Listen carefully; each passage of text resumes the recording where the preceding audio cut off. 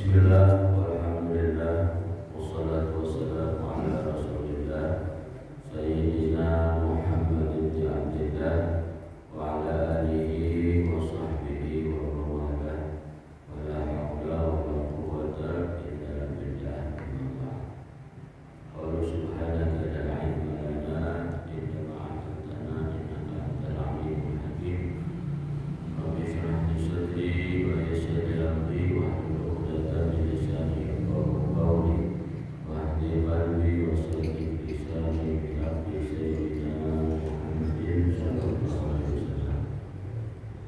ya sama-sama kita hormati segenap pengurus dan DKM Masjid yang Hidayah, pengurus Bapak Burhanuddin, yang sama kita hormati Muka Bersadaya, Bapak-bapak hadirin jamaah taklim satu subuh yang mudah-mudahan pada kesempatan pagi hari ini kita semua khususnya yang hadir senantiasa diberkahi oleh Allah Subhanahu wa Ta'ala dan selalu mendapatkan kebaikan dan keridhaannya baik dunia maupun akhirat. Amin ya rabbal alamin.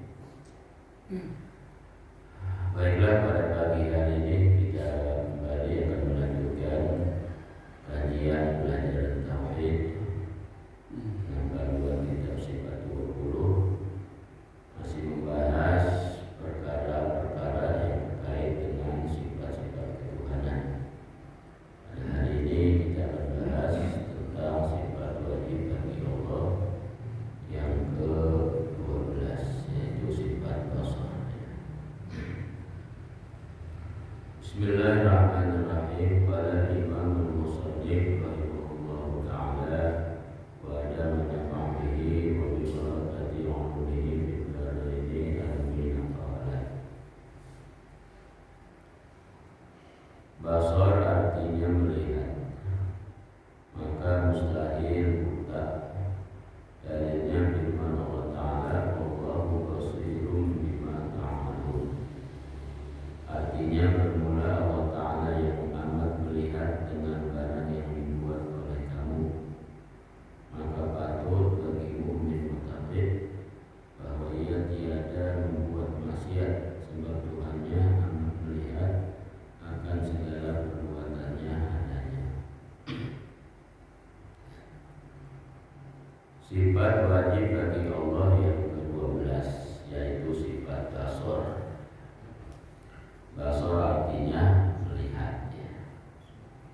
Jadi kita wajib mengimani dan meyakini bahwa Allah Subhanahu wa Ta'ala di antara sifat-sifat ketuhanannya, sifat-sifat kemuliaannya adalah melihat.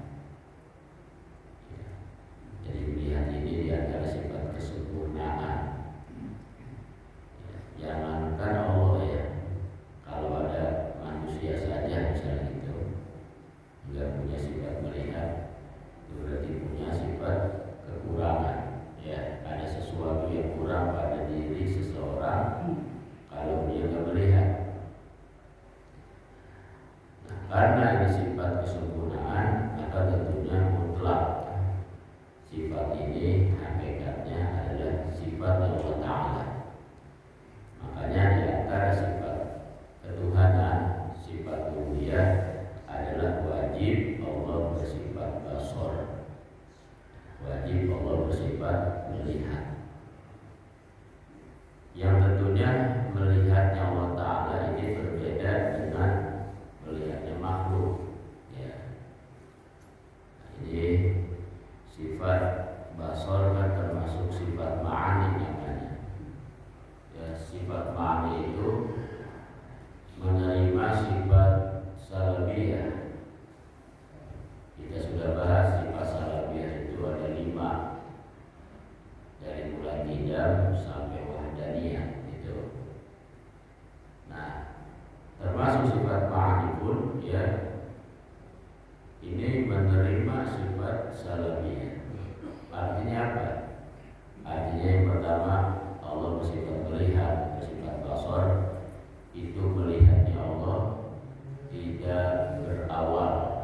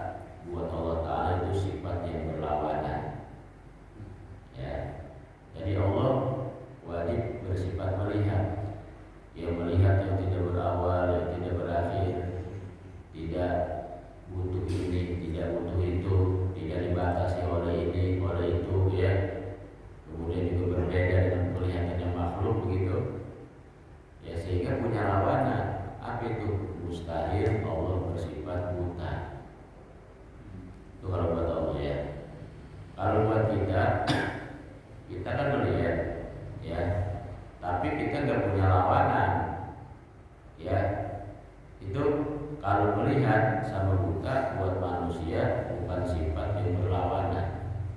Oh, saya melihat, ya lawannya buta, sebenarnya bukan.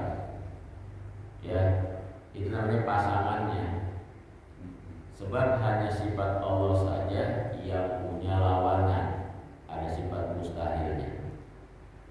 Cuma dalam kajian sifat 20, ya, ketika disebutkan sifat-sifat uluhiyah dari mulai wujud sampai kotak kali, itu semua sifat kesempurnaan Allah Ta'ala. Yang Allah memiliki sifat-sifat tersebut tidak ada awal, tidak ada akhir, selama-lamanya. Sehingga punya lawanan, namanya sifat mustahil gitu. Ya, kita juga punya sifatnya. Kita bisa melihat, kita bisa mendengar, kita hidup, kita punya kekuatan, kita punya ilmu gitu kan. Tapi ingat, kita masih sifat itu nggak ada lawanannya. Ya, yang ada apa? Yang ada pasangannya. Ya, seperti melihat sama buta, ini kan berlawanan. Itu kalau buat Allah. Kalau buat kita, melihat sama buta itu pasangan. Loh, kenapa? Sebab dua sifat ini terjadi dua-duanya pada diri kita. Ya, bisa sekarang melihat, ya. Besok kalau kedua misalnya, atau kena penyakit, atau gak melihat matanya, ya.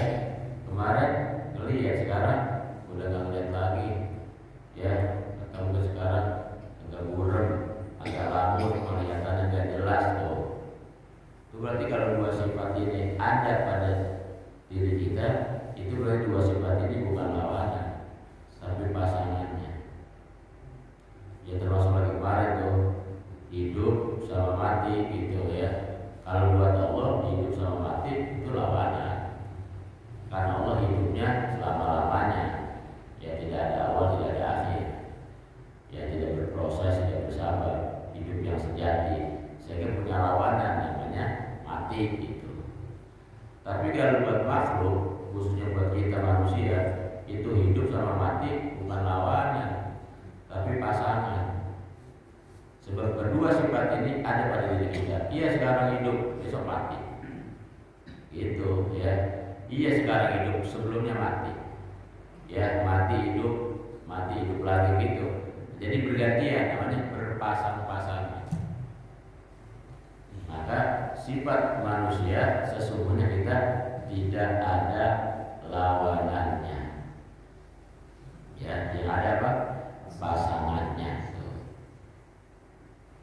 Makanya hanya sifat Allah lah yang ada sifat mustahilnya. Kita nggak sifat mustahil, kita bisa terjadi berbagai macam kemungkinan pada diri kita. Hari ini kita melihat, nggak tahu besok melihat apa enggak. Hari ini dengar, besok mungkin apa ya sifat pasangan yang nggak dengar. Hari ini hidup, mungkin besok sifat pasangan yang mati, dan seterusnya. Ya, dan makanya karena sifatnya seperti itu, ya sudah kita bahas, sifat yang tidak punya lawanan tapi punya pasangan disebutnya sifatnya namanya arad. Tapi kalau Allah Ta'ala punya lawanan, maka disebutnya sifat, ya. Jadi sifat buat Allah, arad itu buat kita, ya. Itu buat membedakan. Jadi kita tahu kalau kita sesungguhnya tidak punya yang namanya sifat-sifat yang disebutkan itu, ya. Kita nih bisa melihat sekarang, ya. Ini melihatnya kita butuh segala macam, ya, bantuan, gitu kan. Pertama dikasih alatnya sama Allah, namanya mata. Ini mata alat, ya. Jadi mata sama melihat itu beda, ya. Itu dua nikmat yang berbeda. Ya, pertama supaya manusia ini cakep, ya,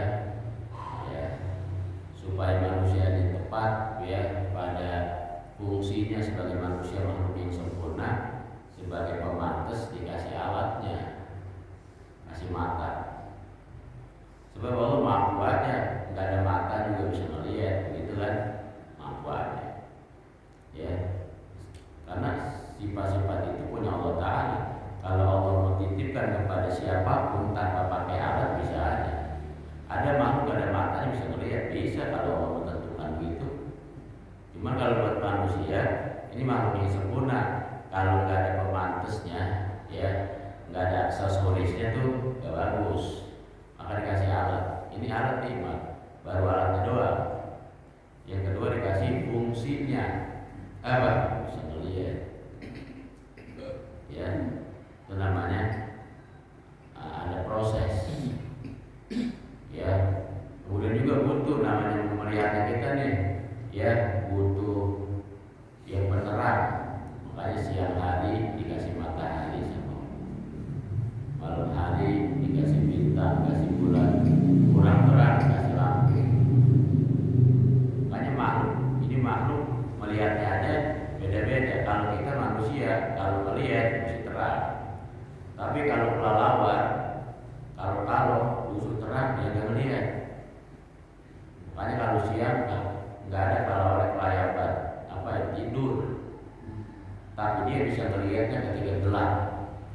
Ya, pas gelap gulita itu tengah malam baru dia keluar apa ya, cari makan. Di tengah kegelapan dia bisa membedakan mana buah mangga yang kecil, yang muda naik matang, tahu dia. Ya, padahal itu gelap. Begitu dia terbang, dia lihat ini mangga matang nih. Pas itu besok pagi kita lihat mangga kita yang matang kami sudah keluar. Kok tahu ya? Ya, Allah bikin unik. Ya. Kalau kita mah tengah malam begitu nyari mangga matang, yang ada yang kita petik, ya. Siapa yang sanggup 2 malam suruh naik mangga, suruh nyari mangga, ya. Gak kelihatan gelap tuh, tapi kalau bisa tahu. Ikan, ya, bisa melihat di air yang keruh, ya. Coba kita jalan ke air yang buta, yang banyak lumpurnya, melek mata kita, habis, ya. Pada masuk semua itu kotoran di mata, gak bisa lihat apa-apa. Tapi ikan dia hidup di lumpur, di air yang keruh, bisa tahu mana empan, mana rumput, mana sampah. Ya, Allah bikin unik kok bisa begitu. Itulah ya karena sifat melihat punya Allah Ta'ala. Gitu. Jadi enggak bisa ditebak. Kadang-kadang ada makhluk yang kita bilang ada matanya tapi bisa melihat. Kayak kemarin tuh ya sifat apa namanya, sifat hidup ya atau sifat mendengar itu kan butuh alat. Kita hidup butuh alat namanya roh. Kita mendengar butuh alat namanya ya telinga, kuping. Tapi banyak makhluk yang hidup tanpa alat. Ya, tahu-tahu hidup aja begitu. Kenapa? Sebab hidup punya Allah Ta'ala. Di zaman Nabi bisa dialog sama pohon. Nabi bisa dialog dengan bebatuan. Itu kalau dia bisa dialog kan berarti sifatnya hidup, gitu ya. Kok bisa hidup? Iya, karena hidup punya Allah. Ya, pada siapapun makhluk yang Allah berikan sifat tersebut, dia akan bisa sekalipun tanpa alat. Termasuk sifat basar ini, ya, sifat melihat saja di antara makhluk beda-beda cara melihatnya.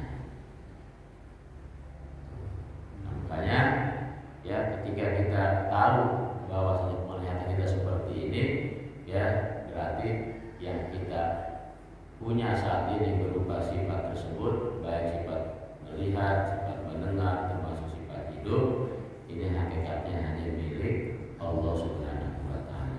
Semua adalah mutlak yang miliknya Allah Ta'ala. Yang kita ya sebatas hanya menggunakan saja.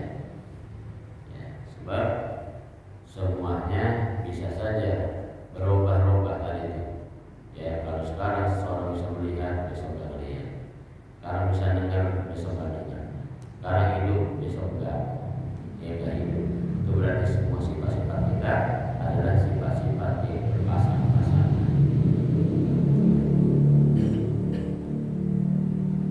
Maka mustahil buta, ya. Jadi Allah ya punya lawanan sifat basarnya, sifat melihatnya, yaitu mustahil bagi Allah Ta'ala itu buta. Apa buta? Buta itu ada basar, ya, tidak melihat. Nah, buta ini menjadi sifat asli kita sebagai makhluk, ya. Maka ini disebutkan sifat mustahil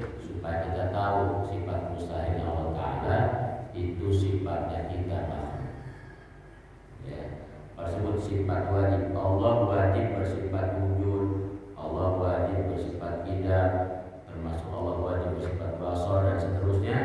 Itu berarti mutlak hakikat itu merupakan sifat Allah Ta'ala. Dan seluruh sifat-sifat mustahil yang disebutkan itu merupakan sifat kita sebagai makhluk, namanya sifat ubudiyah ya.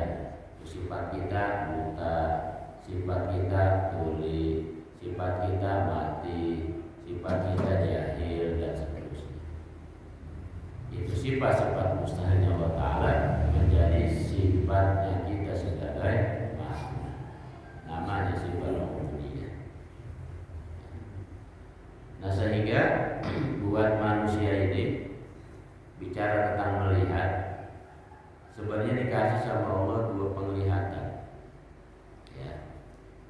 Sebagaimana kita ini sebagai manusia terdiri dari dua unsur, dua sisi ya, sisi jasmani dan sisi rohani ya. Jasmani sisi zahir ya, dan rohani sisi batin. Buat manusia khususnya kedua sisi ini berfungsi dengan fungsi yang sama ya, artinya sama-sama punya alat. Termasuk jasmani bisa ngelihat, alatnya namanya mata ya. Rohani batin juga bisa ngelihat ya, namanya basiro. Jadi ada basor, ada basiro. Kalau basiro ini penglihatan batin buat manusia ya. Jadi kita ya di lubuk hati kita ini ada makam gitu ya. Kalau penglihatan penglihatan zahir, mata kepala namanya basor, kan butuh penerang, butuh matahari, butuh bulan, butuh lampu ya. Penglihatan batin juga begitu, butuh penerang ya. Penerangnya apa? Penerangnya batin itu ilmu, itu agama, itu penerangnya batin penerangnya basiro, mata batin. Penerangnya mata zahir, mata kepala, yaitu dari lampu, matahari, bulan dan lain sebagainya. Jadi artinya apa? Buat manusia baik pandangan atau penglihatan zahir ataupun penglihatan batin sama-sama butuh penerang. Makanya dikasih dua-duanya sama Allah ya. Ini Pak, hakikat dunia kan gelap sebenarnya ya. Dunia ini hakikatnya gelap gulita. Buktinya dunia ini gelap dikasih penerang sama Allah kan. Tadi malam kita baru sudah gelap banget ya. Jadi sekarang udah mulai terang. Pakai apa? Kalau siang terangnya pakai matahari. Itu adanya matahari menunjukkan dunia ini gelap. Malam gelap kan? Iya, itu gelapnya malam, gelap zahir. Dikasih penerang lagi sama Allah, dikasih bulan, dikasih bintang, termasuk ini lampu. Itu isyarat sebenarnya. Kalau kita mau merenung, dunia ini gelap, gelap gulita ya. Jadi butuh penerang buat supaya mata berfungsi. Dunia secara hakikat juga gelap, secara batin gelap. Karena basirah kita tidak bisa melihat kalau tanpa penerang. Mata nggak ada penerang ya. Kayak malam hari, udah malam gelap, mati lampu lagi, udah gitu mendung ya. Tiga kegelapan, gelapnya malam, gelapnya mendung, gelapnya lampu. Jangankan kita ngelihat benda yang di sekitar kita, kadang-kadang kita ngelihat badan kita aja nggak kelihatan, saking gelapnya. Itu mata nggak berfungsi tanpa penerang, tanpa ada cahaya. Begitupun basiro ya, basiro itu gelap kalau nggak dikasih penerang. Apa itu penerangnya? Penerangnya agama atau ilmu. Makanya isyarat Nabi ya, beliau katakan al-ilmu nur, ilmu itu cahaya ya. Bahkan cahaya ilmu lebih terang dari cahaya matahari. Sebab kalau matahari buat melihat perkara zahir, ini yang nampak nih di sekitar kita bisa melihat ya, kan ada cahaya matahari, ada cahaya lampu. Tapi ilmu bisa melihat ya sesuatu kegelapan yang sifatnya maknawi, yang sifatnya alami ya. Makanya kalau basirohnya bersih terang gitu, ibarat cermin mah kagak ada noda di cermin tadi, kita begitu ngaca kelihatan jelas muka kita, badan kita, gitu ya. Tapi kalau cerminnya udah banyak karatnya, banyak nodanya, ya begitu kita ngaca remuk-remuk sama kita melihat badan kita. Padahal kita diri di depan itu cermin. Nah itu ya, basiroh bisa melihat tergantung bagaimana penerangnya. Ya, kata-katanya gelapnya basiroh ya itu bisa sampai ke bawah sampai akhirat kalau di alam dunia nggak dikasih penerang. Ya, pada Al-Quran itu katanya ya kalau orang nggak melihat punya sifat buta, buta mata zahir deh, ya itu nggak pengaruh dengan kehidupannya di akhirat. Bisa jadi di akhirat dia malah melihat. Tapi orang buta mata batin di alam dunia, di akhirat buta semuanya. Ya, jadi kata Allah dalam Al-Quran apa? Ya, siapa orang yang lupa terhadap Allah Ta'ala, yang lalai kepada Allah Ta'ala, fa'inalahu ma'asyatan dolka wa nahsyuruhu yawmal qiyamati a'ma, dan kami akan menghubungkan dia di akhirat dalam keadaan buta. Ya, dia akan ngomong, ya Allah, lima hasyaratani a'ma wa qad kuntu basira. Ya Allah, kok sekarang saya nggak ngelihat nih, ya padahal dulu saya waktu hidup saya nggak buta, saya ngelihat, gitu ya. Waktu dalam dunia mata saya bisa ngelihat, ya Allah, kok sekarang nggak ngelihat, ya. Waktu ternyata yang berlaku di akhirat bukan mata kepala saat itu. Sifat-sifat yang kita punya di alam dunia di akhirat hilang, yang ada sifat-sifat batinnya. Kayak sekarang kita bisa ngomong, bisa bicara karena masih hidup di alam dunia. Besok ini mulut, di akhirat nggak bisa ngomong, yang ngomong malah tangan, gitu ya. Yang ngomong malah tangan. Buat bagaimana ini? Nanti tangan-tangan mereka manusia yang akan bicara sama kamu. Termasuk ini mata, ya besok buta apa enggak tergantung di sini. Kalau di sini basirohnya ngelihat, ya di sono ngelihat. Tapi kalau di sini juga ngelihat, di sononya ya buta juga dua-duanya. Nah maka sesungguhnya ya alam dunia ini bukan hanya penglihatan dohir yang kita perhatikan, bukan hanya basor. Sebab kalau basor di sini ini punya Allah, yang kita dikasih cuma sementara buat di alam dunia doang. Tapi yang buat terpenting buat kita penglihatan mata hati, namanya basirah. Pakai apa itu cara membuat dia melihat? Pertama pakai ilmu tentunya, ya ilmu ini dengan agama. Ya. Jadi melihatnya basirah kita pakai agama. Kalau dia tahu tentang perkara-perkara kewajiban dalam agamanya, dia pelajari ilmunya, dia pakai manfaatkan ilmunya buat ibadah, itu berarti sesungguhnya tengah memelekkan basirahnya, tengah membersihkan mata hatinya supaya bisa melihat sesuatu yang maknawi. Makanya kalau para aulia itu bisa melihat perkara gaib. Loh kenapa? Karena di sini udah terang, bukan cuma melek, di sini udah terang. Jadi perkara-perkara gaib itu dia bisa lihat secara nyata. Kata Sayyidina Ali, lau kusyifa anil ghita mazdadtu imanan. Saya kata perkara gaib dibuka dan aku bisa melihat, tidak bikin aku bertambah keyakinan.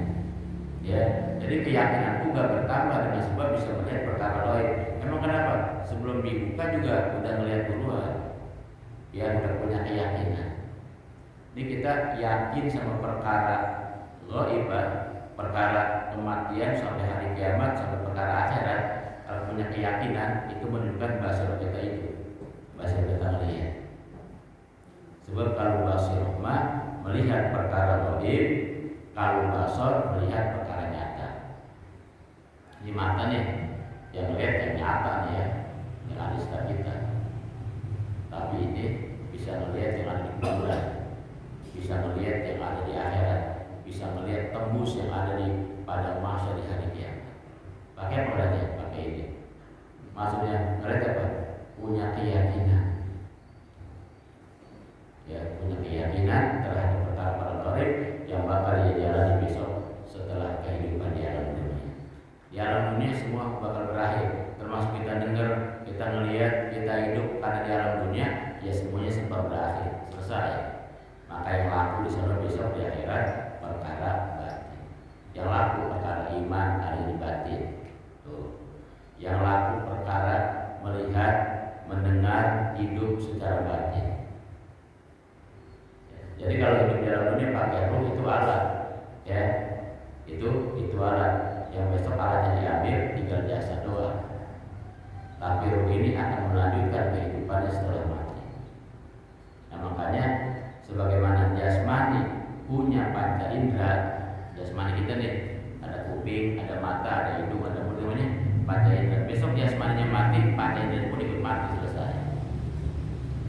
Ruh juga ada panca inderanya, ya ruh punya penglihatan, punya pendengaran, ya dan lain sebagainya. Ketika ruhnya diabadikan sama Allah, maka itu semua pun yang sifatnya panca indera batin akan diabadikan sama Allah. Besok di akhirat ngelihat bukan pakai mata biasa lagi, tapi pakai mata batin. Oh, yang dulu sebatas saya dengar ada kehidupan di hari kiamat, ternyata apa? Sekarang menjadi sebuah kenyataan. Ya, ternyata melihat itu sebagai apa? Sebagai agama.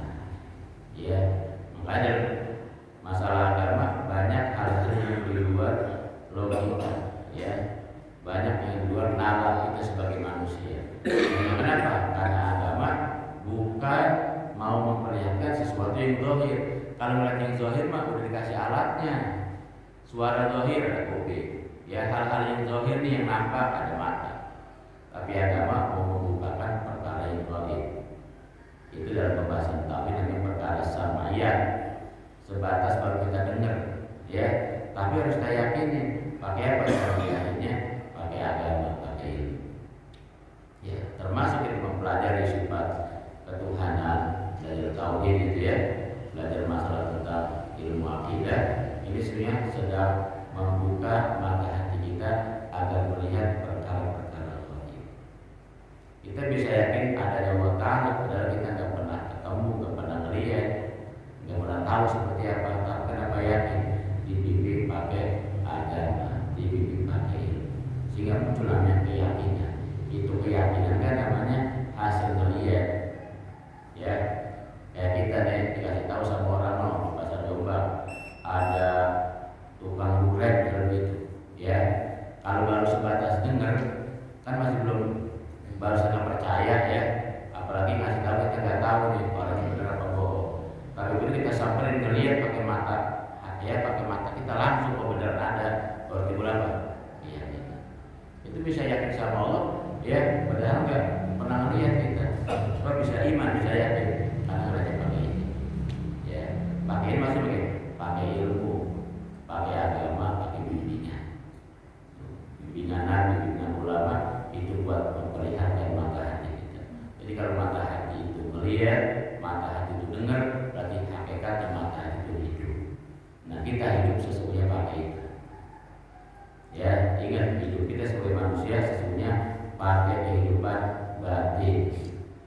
Ya pakai kehidupan rohani.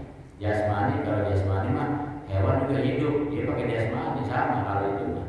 Jadi hidup jasmani ini ya bukan cuma kita, hewan binatang hidup mereka pakai apa? Pakai jasmani. Tapi begitu jasmaninya mati karena nggak punya rohani, ya udah hilang, kembali kepada ketiadaan, kembali kepada tanah.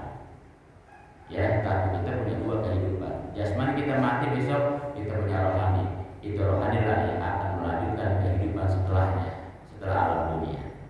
Namanya kehidupan akhir. Itu dia dijalani pakai kehidupan batinnya. Makanya di alam dunia kita ibadah, kita ngaji untuk ilmu, kita melakukan hal-hal yang baik, melakukan hal yang manfaat, sesungguhnya lagi menghidupkan rohani kita. Sebab rohani jangan mati pak rohani, tidur aja jangan. Di alam dunia nih yang namanya rohani jangan mati. Kalau mati itu berarti udah gak ada Allah dalam hati itu orang. Berarti rohani mati udah. Jasmaninya hidup ya, tapi rohaninya udah mati tuh. Jadi katakan banyak orang-orang yang berjalan dalam dunia, hakikatnya mereka mati udah. Mati apanya? Mati rohaninya, nggak ada iman. Ya. Tapi berapa banyak orang yang secara zahir mati, tapi rohaninya hidup. Karena memang hakikat hidup manusia sesungguhnya bukan sekadar dengan jasmani, tapi rohani masih hidup. Jangan rohani mati ya, tidur aja jangan rohani. Jadi rohani mah bisa melek 24 jam. Ya, pakai apa itu? Pakai ilmu, pakai agama, pakai ibadah, pakai ingat buat Allah Ta'ala. Itu menunjukkan rohaninya hidup. Besok di akhirat begitu dia meninggal kan hidup lagi tuh, itu hidup rohani. Kalau rohani di dalam dunia tidur, di sana baru bangun. Wa idza matu intabahu. Jika mereka mati, baru mereka terbangun. Ada di mana nih saya? Ya, kok sendirian saya ya? Kok sepi? Ya, kok udah mati? Waduh, disuruh bawa bekal, belum bawa persiapan. Enggak bawa persiapan, bawa bekal apa? Itu namanya baru sadar rohaninya. Bangunnya di kuburan. Jadi jangan sampai rohani kita bangunnya di kuburan. Bangunin sekarang. Apa? Bukan ini, nih bangunin. Rohani bangunin. Ya, pakai ingat sama Allah Ta'ala, iya sadar. Jangan kelar ini hidup gitu. Jangan besok jasmani kelar semua, rohani baru sadar. Aduh, baru bangun. Di mana? Di kuburan bangunnya. Wa idza matu intabahu, kata Imam gitu. Ya karena sunia manusia itu sekarang banyak yang tidur, bukan tidur mata kepalanya, tidur mata hatinya. Wa idza matu, kalau mereka udah mati masuk kuburan, intabahu, baru bangun, baru sadar ya bawa apa nih lagi. Nah di situ tuh. Nah, makanya ketika dia nangis di alam kubur minta sama Allah buat hidup lagi. Ya Allah, saya pengen hidup lagi. Rohani saya tidur waktu di alam dunia, sekarang baru bangun. Ternyata saya belum siap kemarin. Tolong hidupin lagi ya Allah, saya membangun rohani saya di alam dunia. Tapi kan namanya di alam kubur udah gak bisa lagi. Ya, jadi ilmu itu lagi bangunin rohani kita. Ingat, jangan sampai tidur di alam dunia rohani. Ya, tidur mata aja ada batasnya Pak ya. Kita itu 8 jam udah kenyang banget. Kadang-kadang orang kebanyakan tidur malah sakit ya, malah pusing, malah gak enak tuh. Itu mata kepala tidur, kadang-kadang kelebihan gak enak. Apalagi rohani. Rohani dari mulai balik sampai mati tidur. Ya, nggak tahu kewajiban dalam agama, nggak ibadah, apalagi nggak punya iman, itu mah nggak usah dibahas. Ini buat kita aja yang orang muslim ya. Selama hidup kita sebagai muslim, nggak ingat mati, nggak ingat ya bahwa setelah mati ada kehidupan, harus bawa bekal, persiapan segala macam. Ya, itu aja rohani. Kalau bangunnya di akhirat bahaya.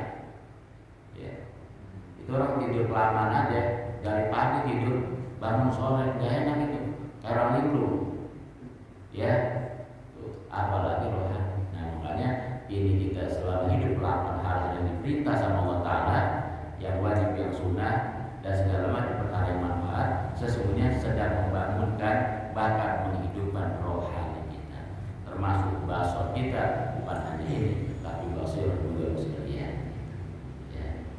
Nah ini alhamdulillah ya di masjid kita ini pada persenaan ada pengajian, Sabtu ada pengajian, bahkan tempatan kita hadir, setiap hari kita ibadah beruntung. Artinya apa?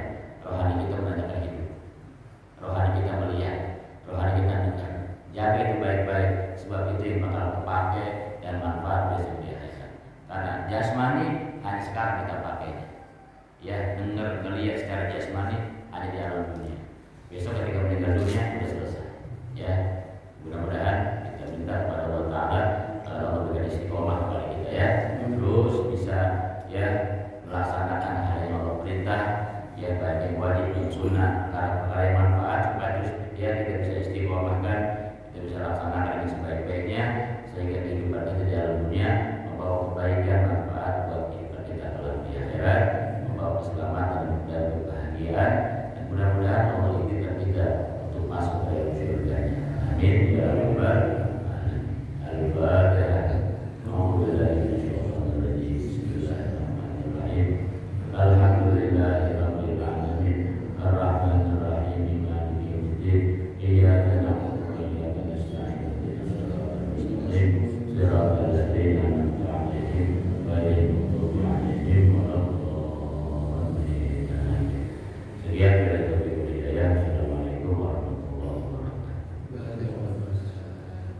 Bismillahirrahmanirrahim.